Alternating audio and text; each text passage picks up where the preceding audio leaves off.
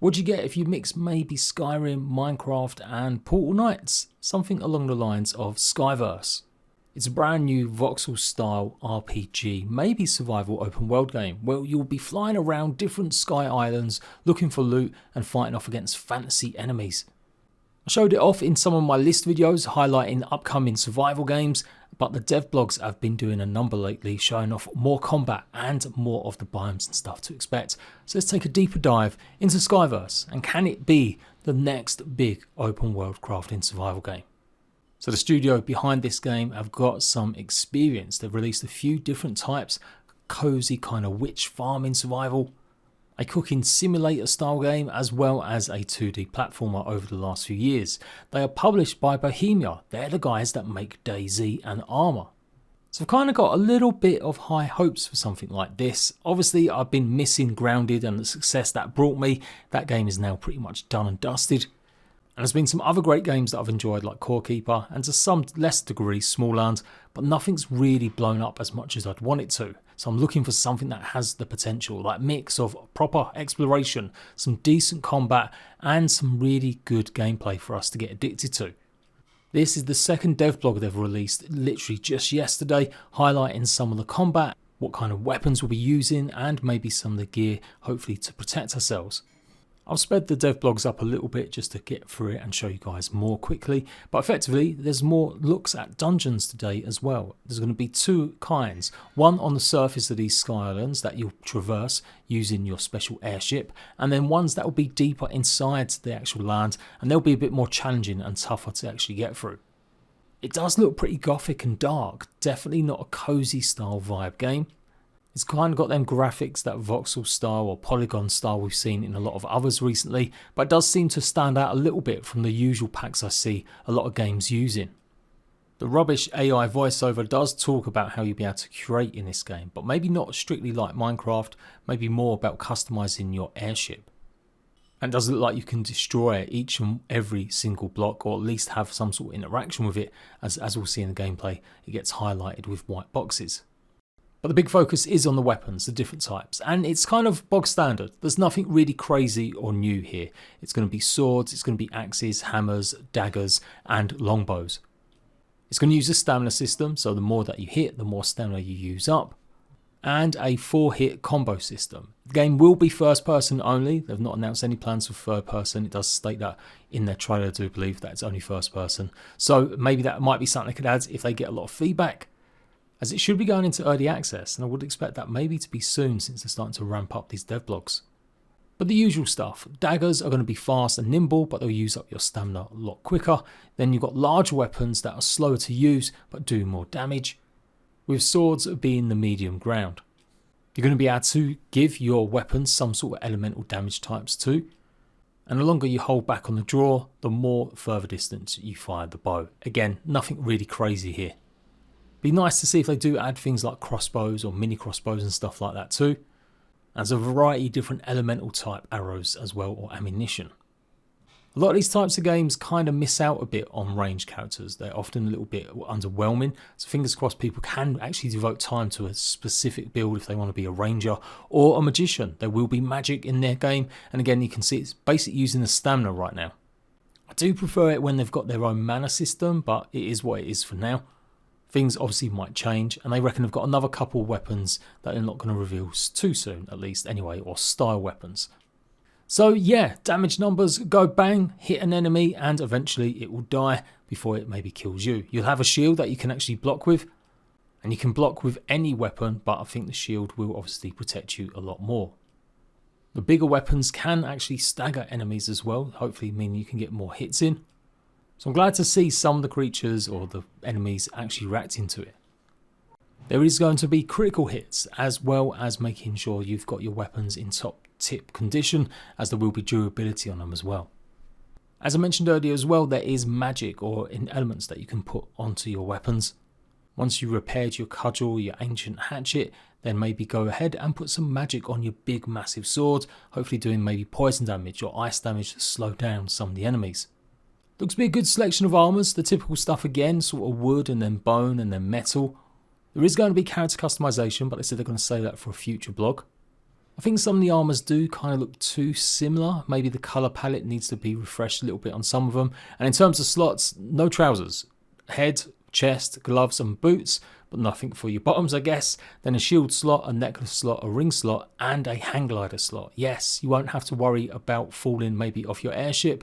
You'll be able to get back on with your hang glider, hopefully. But it does look like different armor sets are going to give you maybe slightly better abilities, or just simply the usual. Bigger, heavier armors will protect you more, but they'll be slower. See some of the status effects, and this is where I want the game to try and stand out a little bit. We know fantasy tropes are tried and trusted, but we want something a bit different, I do at least. Give us some unique, different types of elemental effects. Even if they're called something different rather than, what we expect. Does it have to be ice that slows something down? Can we not inflict slime on something and that will make them sticky and not being able to move?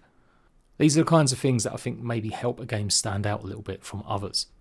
Obviously with Hytale coming out, the next basically Minecraft game that has a very similar vibe to this, and a few others in the past like Portal Knights. So you've got to be able to stand out. You can go ahead and upgrade your weapons, like I said, imbue them maybe with more powers and effects, very high up to like level 10 apparently according to the blog, and so that means you won't have to leave anything behind. It is annoying when you've got a great weapon set but then it just becomes useless because you've become too powerful, or the enemies have scaled up massively. These dungeons kind of look cool, different types of enemies, different size skeletons and stuff. Doesn't look the most challenging just yet, although this guy, the way he's playing, ends up with like a horde of them chasing him and fighting him. But yeah, games like this have to stand out. They have to get kids away from playing Minecraft Sky Islands or Skyblock. It's not going to be a free-to-play game, it is going to be a paid game. Typical sort of hotbar system you can see, and maybe experience with the yellow bar filling up and going turbo once an enemy was killed there, and maybe trying to be a bit more stealthy assassin. This is the kind of stuff it's really got to lean into for me. So it's playable by everyone, not just kids. Poison daggers where it's doing damage over time look pretty cool. They definitely move quite fast. Like, I like the animations. They look like they're a lot kind of more polished and quicker acting than maybe you find in other games. And then the classic stealing the diamond to make your escape. It looks like the diamonds can be used to go ahead and upgrade your gear. That's the kind of stuff you'll be looking for. And again, this is pretty cool, showing off the fire abilities on a weapon. But it turns out the skeleton also has the same, and so you've maybe got to make your big escape. Traps and stuff, or at least spiked fences, that could be good for defense, and it'd be interesting if they can develop and maybe make like sky pirates that would attack you now and then if you travel the skies. So good showcase. The first one was a little while ago now, but I just haven't had the chance to really take a look at it. But yeah, detailing the biomes and the weather effects. You can see the blades of grass moving in the wind. It does look pretty cool. Obviously we've had a loft launch recently that's been pretty successful and popular. There's a whole bunch of games out set in the skies coming out this year or maybe next. So it's a really popular genre at the moment. This forest is where you'll start out. It is going to be like the beginner biome. And again, remember, I have sped this gameplay up. It's probably not going to move as weirdly as this. I just wanted to be able to show both devlogs and not spend about 20 minutes talking over it. And we've seen also from some of the other clips and the trailers that there will be the typical stuff. Again, desert sort of biome, cold sort of biome. There's so much more you can do with fantasy. You can really add and just give different kinds of stuff happening. Maybe make more of a fungus biome, although we've seen that recently too. As you'll see in a minute though, I'm kind of happy we do see something that looks a bit different from what you would expect maybe. Plenty of ruins to discover, and obviously, yeah, entrances to some of these dungeons. And it all looks good, it all looks nice. I'm just not sure if it's maybe big or different enough. Maybe it is what we need. No plans yet to come out on console, I don't think. They've only literally announced it as coming to PC so far. But it will have full controller support, so that's a good idea. I think with its publisher Bohemia behind it, I can't see why it wouldn't appear on an Xbox or PlayStation. Their previous game they helped out with or made themselves was Wildlands. That was an interesting one from Bohemia. It was kind of like a Minecraft voxel style creative building game, and they ended up releasing it only on the Switch and PC, where it was really popular in China as it was backed by Tencent. Anyway, that's a load of boring stuff, but just give you a complete brief history. That's the publisher. This studio obviously is making the game themselves, and they've just got Bohemia helping them publish it. But this is what I like the look of, a rotten biome, something really dark and dank, something a bit different maybe from just the typical cold and desert biomes. Any way the game can really differentiate itself with stuff like this, or more puzzly elements to get through certain dungeons, that would be cool too. The usual kind of stuff you might have seen, I guess, in other things like Elder Scrolls or Skyrim. But I don't want it to be just a case of opening a door, fighting some skeletons, getting the loot. It'd be cool if there were some more big traps and stuff. And who knows, maybe the game has got all that. We'll have to wait and see, obviously. But yeah, I'm glad to see these dev blogs happening. Kind of hoping they ditch the AI voiceovers and we get to see a lot more about other stuff you might be able to do. Like, bottom line, if it's only just action and RPG stuff, I think players will still kind of expect more homely stuff. They'll be able to build out their ship, make it into a massive base, potentially have maybe some ways to make an island your home island. And then, of course, you've got farming and got creatures. The trailer does show capybaras, so maybe that could be something that's a hint of what's to come. I hope it's going to flesh out with stuff like that, because that's kind of busy work that keeps players interested as well. If it's not, if it's really just an RPG, then its dungeons have really got to be good, and it's got to have a bit of story to it. It's going to obviously be procedurally generated, so yeah, I'm a bit worried about exactly how far that could go. So having more in-depth systems, cooking, you know, the usual crafting system, magic system, making it more involved and in-depth, but still being obviously approachable. This biome's kind of cool as well. It's more of like a deep forest, jungly style biome. Oranges and fruits and maybe honey lying around on the stumps of the trees. And lastly, if we're talking about everything now, I guess, is it will have some sort of PvP in it if players want. It does look like it's not just co-op, but it will have multiplayer, perhaps servers, where you might be able to have some sort of interaction with others. Not too sure how that'll work, whether it's going to be strictly zones, whether it will be just servers that you can actually fight and take each other's loot. That kind of would be a bit crazy.